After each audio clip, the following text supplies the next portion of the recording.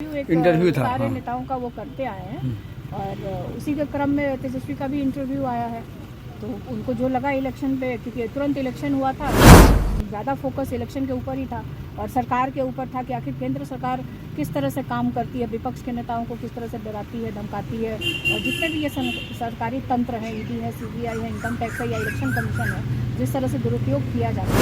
तो इस पर सबकी चर्चा हुई है और ये तो सब लोग, देश के सभी लोग जानते हैं इसको, बिहार के लोग भी इसको भली भांति। बिहार के सबसे बड़े राजघराने यानी लालू परिवार की चलती इस बार चुनाव में नहीं चल पाई, यानी लालू के होते हुए तेजस्वी को मुंह की खानी पड़ी। और लगातार जिस चाणक्य के तौर पे, किंग मेकर के तौर पे लालू यादव को जाना जाता है, लालू यादव के रुतबे वर्चस्व को सभी लोग पहचानते हैं, लेकिन इस बार जो तमाम लालू यादव अपने बेटे को मुख्यमंत्री बनते देखना चाहते थे, तमाम रणनीतियों की तैयारी में लालू यादव लगे थे और तमाम अपने दिमाग से, अपने चयन के अनुसार सीटों को बांटने का काम किया था। लेकिन लालू यादव भी इस बार नीतीश कुमार के सामने चारों खाने चित हो गए, यानी आरजेडी 25 सीटों पर ही सिमट के रह गई और इस चुनावी नतीजों में कहीं ना कहीं आरजेडी मुंह दिखाने लायक नहीं रही। और इस चुनावी नतीजों में लगातार तेजस्वी के चेहरे पे सदमा और तकलीफ, दर्द देखने को मिली। नतीजे आने के बाद लगातार तेजस्वी मीडिया से दूरी बनाए रखे, शीतकालीन सत्र को लेके 2 दिनों तक उनकी मौजूदगी रही, उसके बाद वो कहीं ना कहीं नदारद रहे। यूपी घूमने को लेकर बातें सामने, जब इस पूरे प्रकरण पर और बुलडोजर कार्रवाई पर कहीं ना कहीं मीसा भारती जो पाटलिपुत्रा की सांसद है, तेजस्वी की बड़ी बहन है, जब उनसे बात की गई तो सुनिए किस प्रकार से उन्होंने साफ तौर पे, साफ लफ्जों में कहा कि परिवार के साथ कोई भी जा सकता है, क्योंकि कोई भी जरूरी काम पड़ सकता है। और किस प्रकार से बुलडोजर कार्रवाई से लेकर हर एक मुद्दे का बेबाकी से जवाब दिया। पहले मीसा भारती के बयानों को सुनवाते हैं।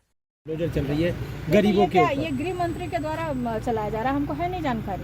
हम भी अभी मतलब न्यूज से हम भी दूर हैं थोड़ा, अभी पर्सनल अपना उसमें व्यस्त हैं थोड़ा, तो उसमें क्या बोले। विपक्ष ये कह रहा है, आप लोग के एमएलए विधायक जो हम लोग की बातचीत तो हम लोग हो गए। हाँ, आप लोग का ये कहना है कि लालू प्रसाद यादव के समय में पहले पुनर्वास होता था, तब लोगों को विस्थापित किया जाता था, लेकिन अभी ये है कि अभी सीधे बुलडोजर चलाया जा रहा है। हालांकि वो सत्ता पक्ष का ये कहना जी कि इस मामले में पटना हाईकोर्ट के निर्देश पर अतिक्रमण हटाया जाए, बुलडोजर नहीं चल रहा। ठीक है, तो अतिक्रमण हटाया जा रहा है, ठीक है, कोर्ट के निर्देश से चला रहा है सरकार, अतिक्रमण जहाँ है वहाँ हटा रहा है, लेकिन उसका एक व्यवस्था करके ही ना आप किसी को वहाँ से हटाइएगा।